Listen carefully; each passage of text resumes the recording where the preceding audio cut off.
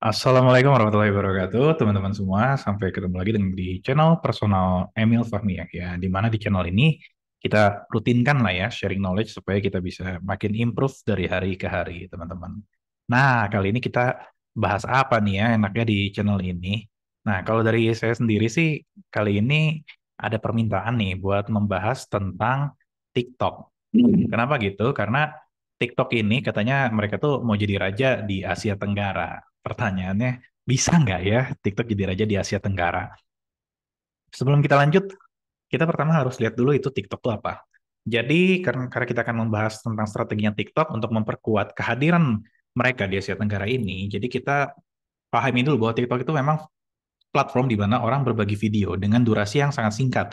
15 detik aja udah bagi video gitu. Sedangkan kalau di YouTube kayak yang kita sekarang lagi sharing knowledge ini kan ya 1 menit aja tuh nggak boleh gitu. 1 menit tuh masih jadi short kalau di YouTube. Nah di TikTok 15 menit aja udah boleh. Nah artinya kita di sini tuh di TikTok tuh memang berbagi video bisa cepet-cepet gitu ya. Jadi selama kita bikin konten yang memang bermanfaat, jangan konten-konten yang melanggar kayak pornografi atau atau misalnya kejahatan gitu kan, disturbing gitu ya.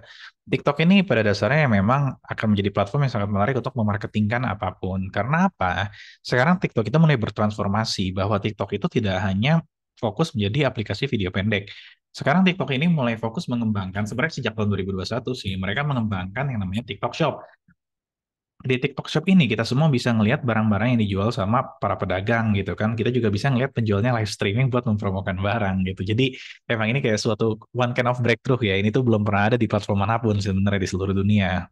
Nah, jadi, kalau memang misalnya sekarang tuh TikTok itu punya ambisi besar untuk jadi raja di Asia Tenggara, dan mereka bakal bilang investasi miliaran dolar di kawasan ini dalam waktu 3 sampai 5 tahun ke depan, itu bisa banget kejadian gitu. Nah, eh, di mana investasi mereka itu sendiri kan tujuannya memang untuk nge-training, iklanin, dan ngedukung para pedagang-pedagang ini biar gabung ke TikTok Shop. Artinya pindah dari existing platform of e-commerce sekarang. Nah, cuma pertanyaannya kan e-commerce itu udah sangat mengakar di Asia Tenggara khususnya di Indonesia nih. Kalau misalnya kita berbicara kayak Shopee, Lazada, Tokopedia, itu kan semua orang udah biasanya pakai itu gitu. Nah, jadi emang TikTok punya strategi apa untuk bersaing sama mereka? Nah, ayo kita lihat.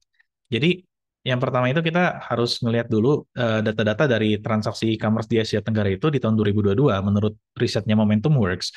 Di nilai transaksi e-commerce di kawasan itu nembus 99,5 miliar dolar ya atau lebih dari 1.490 triliun. Itu gila gitu. Nah, Indonesia adalah pasar terbesar dengan kontribusi bisa sampai 52% dari seluruh Asia Tenggara.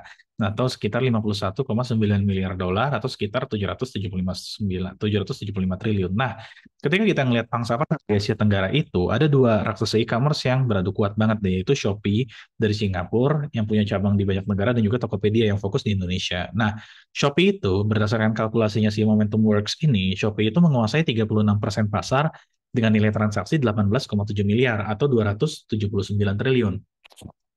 Sedangkan Tokopedia itu mereka nguasain 35% pasar dengan transaksi 18,2 miliar atau sekitar 271 triliun. Jadi kita bisa melihat mereka berdua ini sebenarnya tipis-tipis ya bedanya. Nah, kemudian sebenarnya di posisi ketiga tuh ada yang agak jauh ya, walaupun tetap besar, yaitu Bukalapak dan Lazada. Mereka itu di tier berikutnya menguasai sekitar 10% nilai transaksi dengan masing-masing di 52 miliar atau sekitar 77 triliun.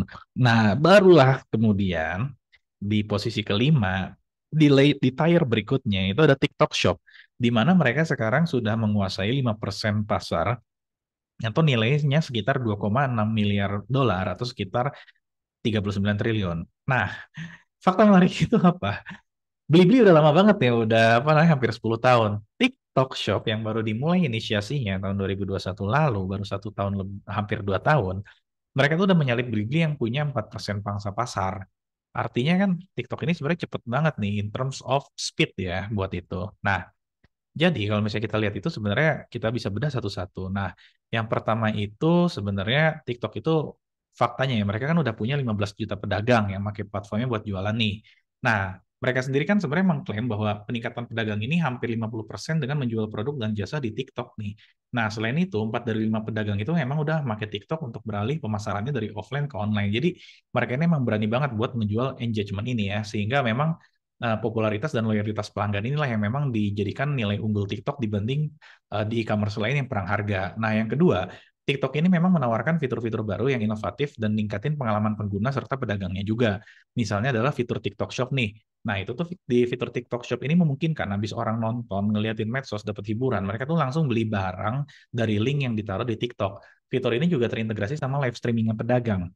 Jadi pedagang bisa ngepromoin, beli barang gua, bagus nih, bagus, bagus, murah, murah, murah, murah, langsung diklik, langsung beli, jadi. Nah, selain itu, TikTok juga di sini kan mereka bekerja sama dengan merek-merek ternama buat bikin konten. Misalnya, TikTok kolaborasi nih, misalnya kan kalau itu misalnya ada film Disney baru, terus langsung bikin Mulan Challenge gitu, ngajak pengguna untuk niruin adegan-adegan film Mulan. Jadi TikToknya itu sendiri memang mereka sendiri tayangan yang mau sampai jumlahnya miliaran itu mereka juga menginisiat itu sendiri untuk dibuat oleh para kreatornya dan juga termasuk para pedagang. Jadi sekarang yang di TikTok ramai itu bukan cuma para kreator, para pedagangnya pun juga sekaligus jadi kreator di sana gitu. Nah, kemudian yang ketiga, kita harus lihat bahwa mereka aja sekarang dengan speed yang kayak gitu, belum committed full resource ke sana, mereka udah bisa dapat posisi ngalahin Blibli yang udah hampir 10 tahun. Nah, sekarang mereka tuh mau investasi besar-besaran di Asia Tenggara. Misalnya kayak untuk pedagang-pedagang yang belum punya kemampuan teknis, kayak misalnya belum punya akses bantuan tunai, belum ngerti penggunaan platform digital, belum tahu caranya pakai kredit iklan, masih di daerah pedesaan, masih non bankable gitu. Nah, TikTok tuh mereka juga rencananya nambah karyawan buat mereka itu memang bisa nge-grab mereka-mereka itu nih guys gitu kan. Nah, karena mereka itu berusaha untuk nambah dan juga nge-grab di sana, artinya mungkin bisa jadi nih ya TikTok tuh nanti bisa jadi naik tier nih gitu ya, nggak lagi di posisi keempat atau kelima. Bisa jadi mereka nanti naik ke posisi dua bahkan atau posisi tiga. Bukan tidak mungkin mereka masuk ke posisi satu, cuma kayaknya agak sulit lah ya dalam waktu dekat karena Tokopedia dan Shopee kan udah sangat mengakar nih gitu. Nah, yang terakhir itu kita harus melihat bahwa sebenarnya TikTok ini ada hambatan ya. Jadi mereka itu punya hambatan karena negara mereka itu dihajar sama banyak negara nih. Kayak di Inggris sama di Selandia Baru didorong juga oleh faktor geopolitik. TikTok nggak boleh. Di Amerika mulai dihajar. Di Indonesia pernah diblok tahun 2018.